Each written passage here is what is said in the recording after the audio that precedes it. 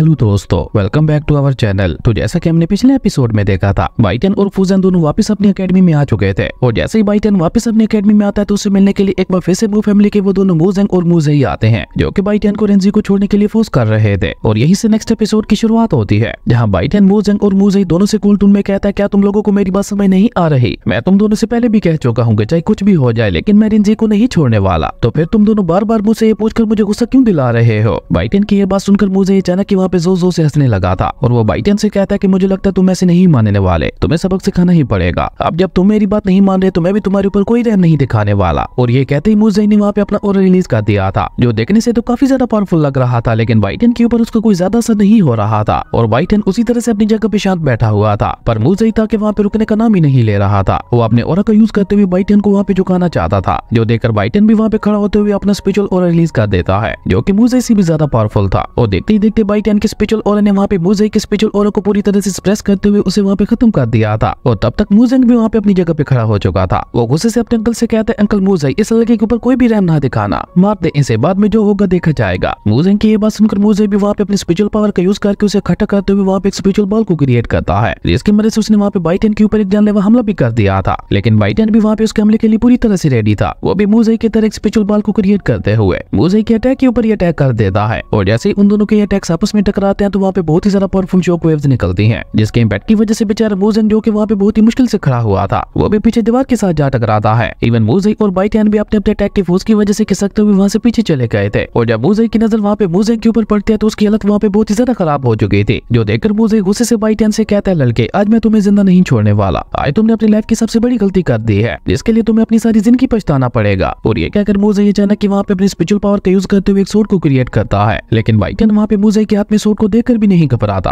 और वो उल्टा मूजेई को गुस्सा दिलाने के लिए वहाँ पे स्माइल करने लगा था, जो देखकर मूजेई भी गुस्से से अपनी सोर्ड लेकर बाइटन के ऊपर हमला करने के लिए आगे बढ़ता है। और उसकी सोर्ड को रोकने के लिए बाइटन वहाँ पे सीधा उसकी सोर्ड के ऊपर पंच मार देता है। लेकिन हम देखते हैं कि मूजेई का वो अटैक काफी ज्यादा पावरफुल था, क्योंकि उसके अटैक की वजह से वहाँ पे बाइटन के पंच में क्रैक्स आने लगे थे। पर तभी अचानक बाइटन वहाँ पे अपनी पावर को बढ़ाते हुए मूजेई को वहाँ पे पीछे की तरफ पुश कर देता है। और अचानक हुए इस हमले से मूजेई भी खुद को नहीं संभाल पाता और वो वहाँ से खिसकते हुए काफी पीछे आ गया था, जिसका फायदा उठाकर अचानक बाइटन अपने फ्लैंक डैगर्स को बाहर निकालते हुए मूजेई के ऊपर हमला कर देता है, जिन्हें मूजेई ने भी वहाँ पे अपनी सूट का यूज करते हुए किसी तरह से रोक लिया था। लेकिन बाइटन यहाँ पे भी नहीं रुकता और वो अचानक ही वहाँ पे अपने आइस एलिमेंट की पावर का यूज करते हुए अपनी लाइट स्पिरिट बीस्ट को समन करके उससे वहाँ पे मूजेई के ऊपर एक बहुत ही ज्यादा पावरफुल हमला कर देता है। मूजेई भी वहाँ पे बाइटन के हमले के लिए बिल्कुल भी रेडी नहीं था, और बाइटन के हमले को रोकने के लिए मूजेई अपनी स्पिरिचुअल पावर का यूज करते हुए अपने सामने एक शील्ड लगा लेता है। लेकिन फिर भी उसे बाइटन के हमले को रोकने में बहुत ज्यादा परेशानी हो रही थी, जो देखकर मूजेई भी चौंकते हुए कहता है कि आखिर इतने कम समय में ये लड़का इतना ज्यादा पावरफुल कैसे हो गया। लेकिन बहुत ज्यादा मेहनत के बाद आखिरकार मूजेई ने वहाँ पे बाइटन के उस हमले को रोक लिया था, पर बाइटन उसे वहाँ पे कोई भी चांस नहीं देना चाहता था। इसलिए अचानक ही वो वहाँ पे मूजेई के ऊपर एक बार फिर से हमला करने के लिए आगे बढ़ता है, और अपनी आइस एंड फायर एलिमेंट की पावर को मर्ज करते हुए बाइटन ने वहाँ पे मूजेई को एक बहुत ही ज्यादा पावरफुल पंच मार दिया था, जिसे रोकने के लिए मूजेई वहाँ पे एक बार फिर से अपनी स्पेशल पावर का यूज करते हुए अपने चारों तरफ एक शील्ड लगा लेता है। इवन उसने बाइटन के हमले को रोकने के लिए अपनी सोर्ड भी आगे कर दी थी, लेकिन फिर भी मूजेई को बाइटन के हमले को रोकने में बहुत ज्यादा परेशानी हो रही थी, जो देखकर मूजेई चौंकते हुए अपने मन में कहता है कि आखिर इस लड़के के हाथ किस चीज से बने हुए हैं, जिससे मेरी ये ब्लैक करेंट से बनी हुई सोर्ड भी नहीं रोक पा रही। और अभी बेचारा मूजेई वहाँ पे ये सब सोच ही रहा था कि तभी अचानक ही बाइटन वहाँ पे अपने एप स्पिरिट बीस्ट को भी समन कर लेता है, और उसे वहाँ पे मूजेई के ऊपर हमला भी कर दिया था, जिसकी वजह से न सिर्फ मूजेई के वो शील्ड वहाँ पे डिस्ट्रॉय हो गई थी, बल्कि उसी के साथ साथ खुद मूजेई की हालत भी वहाँ पे बहुत ज्यादा खराब हो चुकी थी। लेकिन बाइटन तो यहाँ पे भी नहीं रुकता और वो दोबारा वहाँ पे मूजेई के ऊपर हमला करने के लिए किलिंग सूट फॉर्मेशन बनाता है, जिसे देखकर बेचारा मूजेई भी वहाँ पे घबरा चुका था। लेकिन तभी देखते ही देखते बाइटन अपनी उस फॉर्मेशन से अपनी किलिंग सूट को बाहर निकालते हुए अचानक उससे वहाँ पे मूजेई के ऊपर हमला कर देता है, जिसे रोकने के लिए अब की बार मूजेई भी अपनी स्पेशल पावर का यूज करते हुए अपने सामने 3 लेयर वाली शील्ड लगा लेता है। पर जैसे बाइटन की वो किलिंग सूट उसकी शील्ड के साथ आके टकराती है तो बेचारे मूजेई की वो 3 लेयर वाली शील्ड वहाँ पे एक झटके में डिस्ट्रॉय हो गई थी, जिसके बाद बाइटन की वो किलिंग सूट जाकर सीधा वहाँ पे मूजेई को हिट कर जाती है, जिसके इम्पैक्ट की वजह से मूजेई भी वहाँ से उड़ता हुआ पीछे दीवार के साथ जा टकराया था। और बाइटन के इस अटैक के साथ ही वहाँ पे बेचारे मूजेई की हालत भी काफी ज्यादा खराब हो चुकी थी। इवन अब उसे वहाँ पे खड़ा भी नहीं हुआ जा रहा था, पर उसी के साथ साथ उसे वहाँ पे यकीन ही नहीं हो रहा था कि बाइटन, जो कि अभी कुछ समय पहले तक बहुत ही ज्यादा कमजोर हुआ करता था, वो अचानक से इतना ज्यादा ताकतवर कैसे हो गया। इसलिए वो वहाँ पे बहुत ही मुश्किल से बोलते हुए बाइटन से पूछता है, बाइटन, आगे तुम इतने ज्यादा ताकतवर कैसे हो गए जो तुम अपने से हाई रहने वाले कल्टीवेटर को भी इतनी आसानी से हरा पा रहे हो। जिसपे बाइटन भी स्माइल करते हुए उससे कहता है कि वो सब मैं तुम्हें क्यों बताऊं, और वो सब छोड़ो और तुम मुझे ये बताओ, क्या तुम मुझसे दोबारा वही सवाल पूछना चाहोगे? जिसपे मूजेई भी किसी तरह से वहाँ पे खड़ा होते हुए गुस्से से बाइटन से कहता है, बाइटन, मैं आज की अपनी इस हार को याद रखूंगा, और तुमने आज जो कुछ भी हमारे साथ किया है वो सब मैं डायरेक्ट फैमिली हेड को बताने वाला हूँ। अब तुम रेंजी को छोड़ो या ना छोड़ो, फैमिली हेड खुद ही इस मैटर को संभालते हुए इस मैरिज को खत्म कर देंगे। मूजी की ये बात सुनकर बाइटियन दोबारा स्माइल करते हुए उसे कहता है, ओ ये तो बहुत ही अच्छी बात है, तुम्हें जो करना है करो, मैं इंतजार करूंगा मू फैमिली के हेड के फैसले का, और मुझे यकीन है कि मू फैमिली का हेड तुम्हारी तरह बेवकूफ नहीं होगा और वो अपनी बेटी के हक में बेहतर फैसला करेगा। जिसमें मूजी बाइटियन को कोई भी जवाब नहीं देता क्योंकि उसे अच्छी तरह से पता था कि अगर उसने बाइटियन को यहाँ पे फिर से कुछ कहा तो बाइटियन यहाँ पे उसकी हालत और भी ज्यादा खराब कर देगा। इसलिए वो चुपचाप अपने भतीजे मूजेंग को उठाकर जल्दी से वहाँ से निकल जाता है। और जैसे मूजेंग वहाँ से जाता है तो बाइटियन को एहसास होता है कि कोई उनके ऊपर नजर रखे हुए था, और ये एहसास होते ही बाइटियन को वहाँ पे एक झटका लगता है। पर वो वहाँ पे उस पर्सन के बारे में कुछ भी पता कर पाते उससे पहले एम्परर वहाँ पे खुद सामने आते हुए उससे कहती है, मूजेंग जो कि 6 स्टार मार्शल स्पिरिट रियलम में है, उसे तुमने इतनी आसानी से हराते हुए यहाँ से भागने पे मजबूर कर दिया। एम्परर की ये बात सुनकर पहले तो बाइटियन को झटका लगता है कि जैसे उसकी चोरी पकड़ी गई हो, लेकिन तभी अचानक ही वो वहाँ पे खुद को संभालते हुए एम्परर से कहता है, ये तो होना ही था क्योंकि मैं हूँ ही एक महान कल्टीवेटर जिसके सामने कोई भी नहीं टिक सकता। ये बात बाइटियन ने जानबूझ के बोली थी ताकि एम्परर का ध्यान उसके पावर्स की तरफ ना जाए। बाइटियन की ये बात सुनकर एम्परर वहाँ पे उसकी तारीफ करते हुए कहते हैं कि जो भी बोलो, लेकिन तुम वाकई एक रियल जीनियस हो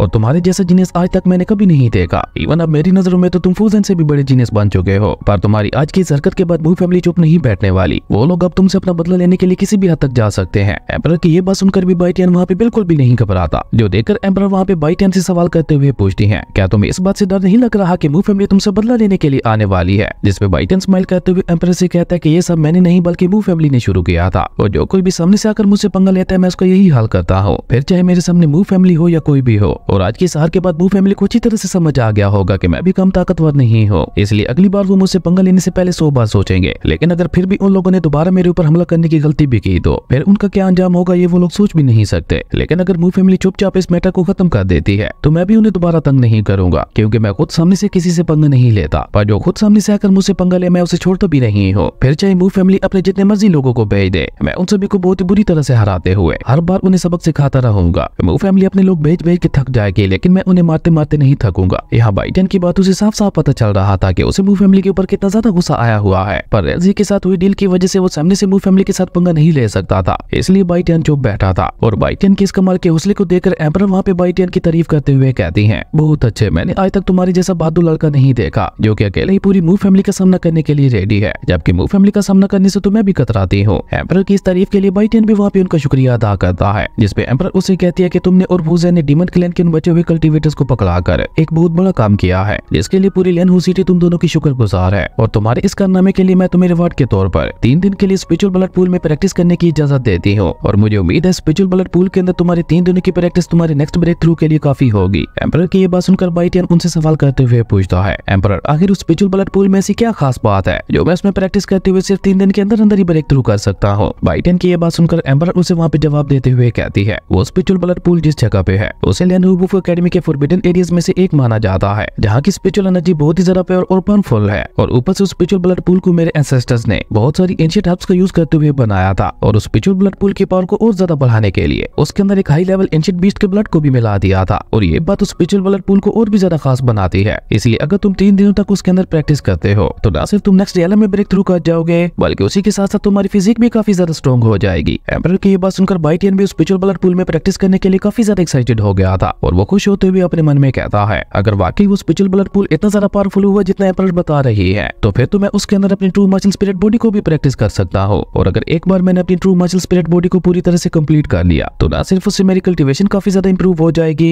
बल्कि उसी के साथ साथ मेरे कॉम्बैट स्किल्स भी काफी ज्यादा बढ़ जाएंगी। और यही सब सोचते हुए अभी बाइटियन वहाँ पे खुश हो ही रहा था कि तभी एम्परर उसे वहाँ पे वापस सोच में लाकर उसे एक टोकन देते हुए कहती है कि ये ब्लड ऑर्डर टोकन है, जिसकी मदद से तुम उस स्पिरिचुअल ब्लड पूल में एंटर कर सकते हो। जिसपे बाइटियन भी एम्परर के हाथ से वो टोकन लेते हुए उनसे पूछता है, पर एम्परर अगर मैं फ्यूचर में भी उस स्पिरिचुअल ब्लड पूल के अंदर प्रैक्टिस करने के लिए जाना चाहूँ तो उसके लिए मुझे क्या करना होगा? क्या उस स्पिरिचुअल ब्लड पूल में जाने का और कोई रास्ता नहीं है? जिसपे एम्परर उसे कहती है कि अगर तुम अकेडमी की मार्शल आर्ट लिस्ट में 2nd प्लेस हासिल कर लेते हो तब तुम हर महीने उस स्पिरिचुअल ब्लड पूल में प्रैक्टिस करने के लिए क्वालिफाइड हो जाओगे, और अगर तुम मार्शल आर्ट लिस्ट में पहली रैंक हासिल कर लेते हो तो तुम्हें हर महीने वहाँ पे 2 बार प्रैक्टिस करने की इजाजत दी जाएगी। एम्परर की ये बात सुनकर बाइटियन उनसे कहता है, ओके ओके मैं समझ गया। यहाँ पे बाइटियन की बातों से ऐसा लग रहा था कि जैसे बाइटियन ने मार्शल आर्ट लिस्ट में 1st प्लेस हासिल करने की ठान ली है। खैर उसके बाद बाइटियन एम्परर से इजाजत लेते हुए उस स्पिरिचुअल ब्लड पूल की तरफ निकल जाता है। उसके बाद बाइटियन वहाँ से फॉरबिडन एरिया में आ जाता है, जहाँ उस स्पिरिचुअल ब्लड पूल के बाहर एक एल्डर बैठा हुआ था, जिसे देखकर बाइटियन उस एल्डर को ग्रीट करते हुए कहता है, मैं उस स्पिरिचुअल ब्लड पूल में प्रैक्टिस करने के लिए जाना चाहता हूँ। जिसपे वो एल्डर उससे ब्लड ऑर्डर टोकन मांगता है। उस एल्डर की ये बात सुनकर बाइटियन भी अपने ब्लड ऑर्डर टोकन को बाहर निकालते हुए उस एल्डर को थमा देता है, जिसे देखकर वो एल्डर बाइटियन से कहता है, तो तुम पहली बार बाद स्पिरिचुअल ब्लड पूल में प्रैक्टिस करने के लिए जा रहे हो, जिसपे बाइटेन भी हमें अपना सर हिलाता है। जो देखकर वो एल्डर दोबारा वहाँ पे उसे सवाल करते हुए पूछता है कि तुम्हारी एज को देखते हुए तो ऐसा बिल्कुल भी नहीं लग रहा कि तुमने मार्शल आर्ट लिस्ट में सेकंड प्लेस हासिल किया होगा, तो फिर तुम ऐसा कौन सा कारनामा करके आ रहे हो जो तुम्हें अकेडमी ने स्पिरिचुअल ब्लड पूल के अंदर प्रैक्टिस करने की इजाजत दे दी। जिसपे बाइटेन भी उस एल्डर को बताता है कि मैं अकेडमी के एक मिशन के ऊपर गया हुआ था और अपने उस मिशन में मैंने डीमन क्लैन के कुछ बचे हुए डीमन कल्टीवेटर्स को पकड़वाया है। उसी के रिवार्ड में एम्परर ने मुझे यहाँ पे प्रैक्टिस करने की इजाजत दी। बाइटेन की ये बात सुनकर उस एल्डर को वहाँ पे एक बहुत बड़ा झटका लगता है और वो अचानक ही वहाँ पे अपनी जगह पे बैठते हुए बाइटेन से कहता है कहीं तुम मेरे साथ मजाक तो नहीं कर रहे। जिसपे बाइटेन सीधे सीधे उस एल्डर से कहता है कि अगर आपको यकीन नहीं हो रहा तो आप इस बारे में एम्परर से ही पूछ ले। बाइटेन की ये बात सुनकर वो एल्डर अपनी जगह पे खड़ा होते हुए कहता है कि मुझे यकीन नहीं हो रहा कि तुमने डीमन क्लैन के बचे हुए बाकी डीमन कल्टीवेटर्स को पकड़ाया है। ऐसा बड़ा कारनामा कोई मामूली कल्टीवेटर नहीं कर सकता। इसका मतलब है कि जरूर तुम में कुछ खास बात है। और ये कहकर वो एल्डर बाइटेन से पूछता है कि तुम्हें लेनोवो एकेडमी में आए हुए कितना समय हुआ है। जिसपे बाइटेन उस एल्डर को जवाब देते हुए कहता है कि मैं इस साल ही आया हूँ और मैं अकेडमी के फ्रेशमैन डिसेबल्स में से एक हूँ। बाइटेन की ये बात सुनकर तो उस एल्डर को वहाँ पे पहले से भी बड़ा झटका लगता है और वो बाइटेन से कहता है कि आने वाले सभी फ्रेशमैन तुम्हारी तरह ही ताकतवर है। जिसपे बाइटेन उस एल्डर से कहता है एल्डर क्यों ना इस बारे में अब खुद ही पता लगा ले और क्या अब मैं स्पिरिचुअल ब्लड पूल के अंदर प्रैक्टिस करने के लिए जा सकता हूँ। जिसपे वो एल्डर खुद बाइटेन को स्पिरिचुअल ब्लड पूल की तरफ ले जाते हुए कहता है तुम अंदर तो जा सकते हो, लेकिन एक बात याद रखना, तुम्हें 3 दिन के अंदर अंदर अपनी प्रैक्टिस पूरी करके वहाँ से वापस आना होगा, क्योंकि अगर तुम ज्यादा देर उस स्पिरिचुअल ब्लड पूल के अंदर रुके रहे तो तुम्हारी बॉडी एक्सप्लोड भी हो सकती है। जिसपे बाइटेन भी उस एल्डर का शुक्रिया अदा करते हुए चुपचाप वहाँ से अंदर चला जाता है। और जैसे ही बाइटेन वहाँ से अंदर आता है तो वो जगह वाकई किसी फॉरबिडन एरिया से कम नहीं थी, क्योंकि वहाँ पे मौजूद स्पिरिचुअल एनर्जी को महसूस करके बाइटेन काफी ज्यादा खुश हो गया था। जिसके बाद बाइटेन वहाँ पे और ज्यादा देर न करते हुए जल्दी से वहाँ पे स्पिरिचुअल ब्लड पूल के अंदर आ जाता है। और जैसे ही बाइटेन उस स्पिरिचुअल ब्लड पूल के अंदर एंटर करता है तो उसकी बॉडी की सारी थकावट वहाँ पे एक ही पल में खत्म हो गई थी। जो देखकर बाइटेन भी खुश होते हुए कहता है कि मानना पड़ेगा ये स्पिरिचुअल ब्लड पूल वाकई काफी ज्यादा कमाल का है। और अभी बाइटेन वहाँ पे इसी तरह से स्पिरिचुअल ब्लड पूल के अंदर बैठे हुए अपनी प्रैक्टिस कर ही रहा था कि तभी वहाँ पे फूजन भी आ जाती है, जो कि सीधा वहाँ पे बाइटेन के पास आकर उसे देखने लगी थी। और अचानक वहाँ पे फूजन को अपने सामने देखकर बेचारा बाइटेन भी एक पल के लिए हड़बड़ा जाता है और वह हड़बड़ाते हुए फूजन से कहता है फूजन तुम यहाँ क्या कर रही हो। जिसपे फूजन उसे कहती है क्यों, क्या मैं यहाँ पे नहीं आ सकती? तुम्हें क्या लगा था, क्या एम्परर ने सिर्फ तुम्हें यहाँ आने की इजाजत दी है जो तुम यहाँ पे इस तरह से बिना कपड़ों के पूल के अंदर बैठे हुए हो। जिसपे बाइटेन भी स्माइल करते हुए उससे कहता है कि किसने कहा कि मैं कपड़ों के बगैर हूँ, मैंने सारे कपड़े पहने हुए हैं। और इसी कमाल के सीन के साथ हमारी अमेजिंग एपिसोड यहीं पे खत्म हो गया था। दोस्तों अगर आपको ये वीडियो अच्छी लगी तो लाइक कर दें और अगर चैनल पे नए आए हो तो सब्सक्राइब करते जाना। तो मिलता है एक नई वीडियो में, तब तक के लिए बाय।